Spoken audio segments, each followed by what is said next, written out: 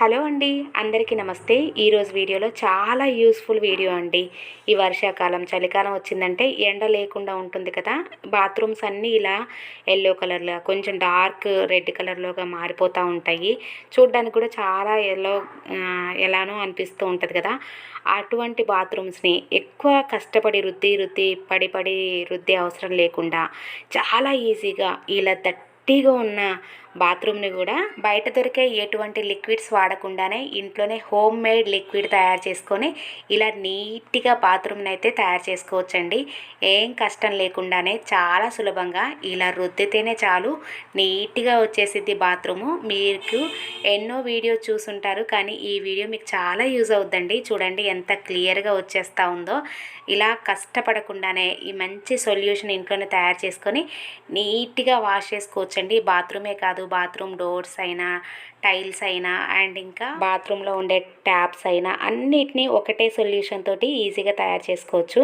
ముందైతే ఆ సొల్యూషన్ ఎలా తయారు చేసుకోవాలో చూద్దాం. మీ బాత్రూమ్ సైజుని బట్టి మీ వాటర్ అనేది తీసేసుకోండి. బాగా బాయిల్ అయితే అవ్వాలి వాటరు. అలా బాగా వేడి చేసుకున్న వాటర్లో బాగా యూజ్ అయ్యేది, తొందరగా క్లీన్ అయ్యేది బ్లీచింగ్ పౌడర్ అండి. బాత్రూమ్లలో బాగా గార పట్టి తెల్లగా ఫ్లోరిన్ లాగా వచ్చేస్తుంది కదా, అదంతా కూడా ఈ బ్లీచింగ్ పౌడర్ తోటి చాలా బాగా క్లియర్ అవుద్దండి. ఇలా బ్లీచింగ్ పౌడర్ వేసుకొని మొత్తం కరిగిపోయిన తర్వాత దాంట్లో మీరు ఏదైతే సోప్ పౌడర్ వాడుతున్నారో, సర్ఫ్ పౌడర్ వాడతారు కదా, అది ఒక కప్ తీసుకోండి. మీకు దీని ప్లేస్లో లిక్విడ్ డిటర్జెంట్ ఉంటుంది కదా, అదైనా తీసుకోవచ్చు. నేనైతే మా ఇంట్లో వాడే సర్ఫ్ ఎక్సెల్ సర్ఫే తీసుకున్నానండి ఒకటి.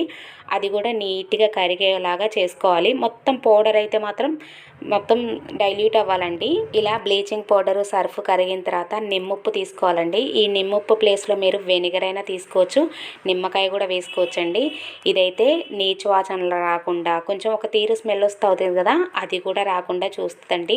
చూడండి అప్పుడే సొల్యూషన్ అనేది కెమికల్ రియాక్షన్ జరుగుతుంది. ఎంత మంచిగా పొంగి వస్తూ ఉందో చూడండి. ఇలా పొంగిందంటే చాలు మంచిగా కెమికల్ వర్క్ అవుతుంది అన్నట్టే. ఇప్పుడైతే వేసేది మీరు ఎప్పుడు యూట్యూబ్లో చూసుండరండి. ఇది టేస్టింగ్ సాల్ట్, మన చైనా సాల్ట్ అంట చూడండి. ఇదైతే గట్టిగా అంటుకుంటూ ఉంటుంది చూడండి, అటువంటి మరకల్ని కూడా భలే క్లియర్ చేస్తుందండి. ఒకసారి బిర్యానీ చేస్తూ ఉంటే ఇది తినకూడదు అంటున్నారు కదా అని నేను షింక్లో వేసానండి. ఎంత షైనీగా అసలు అంటుకోపోయే మరకలన్నిటి కూడా భలే క్లియర్ చేసింది. అప్పటి నుంచి నేను ఇది వాడుతూ ఉన్నానండి. ఎంత మంచిగా అనిపిస్తుందో. ఇప్పుడు ఈ పొంగే స్టేజ్లో మీరైతే స్టవ్ ఆఫ్ చేసేసుకోండి, లేదంటే స్టవ్ మీద మొత్తం పడుతూ ఉంటుంది కదా. ఇప్పుడైతే మన సొల్యూషన్ తయారైపోయింది కదా, మనమైతే కాళ్ళకి చెప్పులు అండ్ ఇంకా గ్లౌజెస్, ఇంకా వీకు అవసరం ఉంటే స్పెట్స్ కూడా పెట్టేసుకోండి. ఎందుకంటే కొంచెం పవర్గా అనిపిస్తుంది బ్లీచింగ్ పౌడర్ అది కూడా. అండ్ ఇంకా వేడిగా కూడా ఉంటాయి కాబట్టి వాటరు అస్సలు వేడిగా అయితే ఫుల్గా ఉండాలండి. వేడి తగ్గితే ఇంకా మళ్ళీ మీరు వేడి చేసుకోండి, కానీ చల్లారిన తర్వాత అయితే ఇది అస్సలు పనిచేయదండి. వేడిగా ఉన్నప్పుడే ఎక్కడైతే మురికి ఉందో, ఎక్కడ బాగా కారు పట్టినట్టు ఉంటుందో అక్కడ ఈ సొల్యూషన్ అనేది పోసేయండి. అలా వేడిగా ఉన్నప్పుడే ఈ సొల్యూషన్ అనేది చాలా బాగా పనిచేస్తుందండి. ఎంత గట్టిగా పట్టేసుకున్న మురికిని కానీ ఆ వేడికి అనేది ఆ బ్లీచింగ్ పౌడర్ అనేది బాగా వర్క్ చేసి మొత్తం నీట్గా చేసిద్దండి. నాకైతే ఎంత మ్యాజిక్ అనిపించిందో. ఇలా పోసేసి ఒక 10 to 15 minutes అలానే వదిలేసేయండి. మీకు టైం ఉంటే ఒక అర్ధగంట వదిలేసినా పర్లేదు. ఎంత బాగా మీకు మ్యాజిక్ అనిపిస్తుందో. మీరు బయట కొనే ఎటువంటి సొల్యూషన్స్ కూడా దీని మీద పనికిరావా అనిపిస్తుంది. ఇంకా మనం వేసే వాటర్ పోకుండా అయితే ఒక క్లాత్ అయితే పెట్టేసుకోవాలి. ఇంకా ఇలా ఒక 10 to 15 minutes వీలుంటే ఒక అర్ధగంట ఇలా వదిలేసి తర్వాత మీరు క్లీన్ చేసుకోండి. మీకు ఎంత మంచిగా అనిపిస్తుందో. అరే ఈ టిప్పు తెలియక నా బాత్రూమ్స్ ఇంతలా మురికి పట్టించేసుకున్నాం అని అనుకుంటాము, కానీ నేనైతే ఈ వీడియో చూపించాలి కదా అని నేను ఇంకా 2 weeks నుంచి కూడా ఈ బాత్రూమ్ అయితే క్లీన్ చేయలేదండి. ఎందుకంటే క్లీన్ చేస్తే కూడా మనకి తేడా తెలియాలి కదా, అందుకే. ఇప్పుడు నేనైతే ఒక అర్ధగంట తర్వాత ఇది చూపిస్తున్నాను చూడండి. ఇక్కడ ఎంత గట్టిగా రుద్దిన పోనిది ఈ సొల్యూషన్ వేసి ఒక అర్ధగంట తర్వాత ఇలా ఓన్లీ రబ్ చేస్తే చాలండి ఎంత నీట్గా వచ్చేసిందో. నాకైతే మ్యాజిక్ లాగా అనిపించింది. ఎంత పెద్ద ఆర్పిక్ కూడా ఇంత వర్క్ అవ్వదా అని అనిపించింది. అలా ఒకసారి రబ్ చేసిన తర్వాత ఒక క్లాత్ తోటి మీకు చూపించాలని చూపిస్తున్నాను చూడండి. ఎంత నీట్గా వచ్చిందో. ఒక కొత్త టైల్ వేసామా అన్నట్టు. పక్కన దానికి దీనికి డిఫరెన్స్ చూస్తే కూడా మీకు డిఫరెన్స్ ఎంత నీట్గా కనిపిస్తుందో చూడండి. చాలా బాగా అనిపించింది. చూడండి ఎంత నీట్గా అయిపోయిందో. ఈ విధంగానే మీరు ప్రతి ఒక్క స్పాట్ని నీట్గా చేసేసుకోవచ్చండి. ఇక్కడైతే మేము బకెట్ పెట్టి ఇలా నల్లగా అయిపోయింది, అది కూడా చాలా వరకు పోయిందండి. ఇప్పుడే పోవాలి, రుద్దగానే పోవాలనుకోకుండా కాస్త 2-3 సార్లు వాడిన తర్వాత అయితే ఇంకా కొత్తగా తయారైపోతుందండి. ఈ అంట్లు తోమే స్టీల్ పీస్ అయితే భలే వర్క్ అవుతుందండి. మీరు ఈ ప్లేస్లో బాత్రూమ్ క్లీన్ చేసుకే బ్రష్ కూడా వాడుకోవచ్చు. నాకైతే ఇదైతే చాలా కన్వీనియంట్గా ఉంటుంది, మంచిగా పోతుందండి క్లియర్గా. చూడండి, నెక్స్ట్ టైల్ కూడా మీ కళ్ళ ముందరనే తోమి చూపిస్తున్నాను, ఎంత నీట్గా వచ్చేసిందో. చాలా చాలా డిఫరెన్స్ అయితే ఉంటుందండి. కాకపోతే ఓపికతోటి ప్రతి టైల్ని ఇలా క్లియర్గా రుద్దుతూ ఉండాలి. ఎక్కువ ఫోర్స్ ఏం పెట్టవసరం లేదండి, మామూలుగా ఇలా రుద్దుతూనే ఎంత డిఫరెన్స్ అయితే చూస్తున్నారు కదా.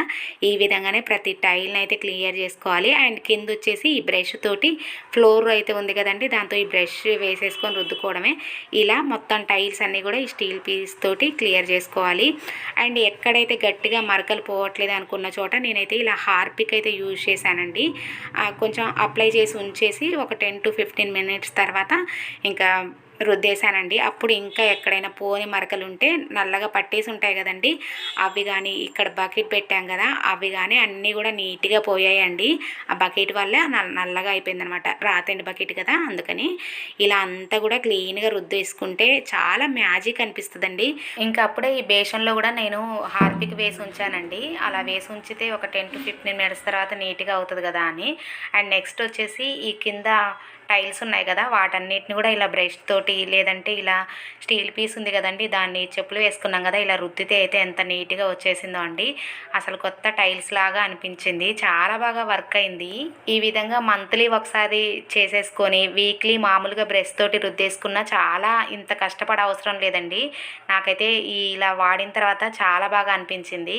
మన బాత్రూమ్ మనం క్లీన్ చేసుకోవడంలో తప్పేం లేదు కదండి, అన్ని వర్క్స్ చేసుకుంటూ ఉన్నాము. బాత్రూమ్స్ క్లీన్ చేసుకోకపోతే ఇందులో నుంచే కదా రోగాలన్నీ వచ్చేవి.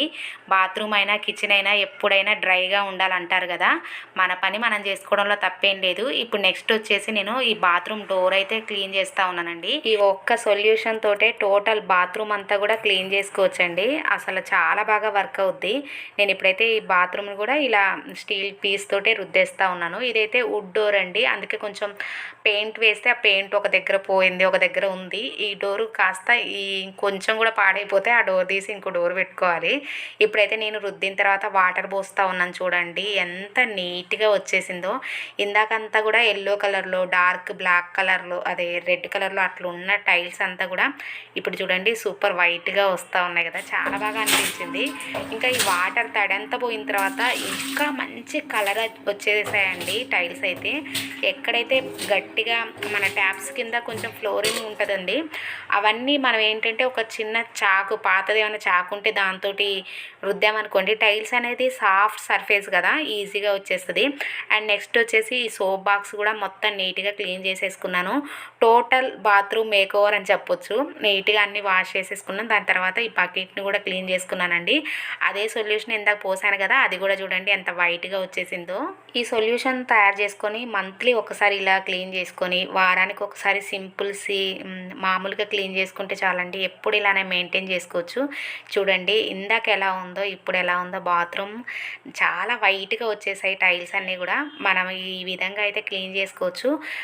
బయట మార్కెట్లో ఇప్పుడు ఈ క్లీనింగ్ పెట్టి వేరే ఏమైనా లిక్విడ్ కొనాలంటే బోల్డ్ అన్ని ఒక 3 బాటిల్ అయినా పడుద్ది ఈ మాత్రం క్లీన్ చేసుకోవాలంటే.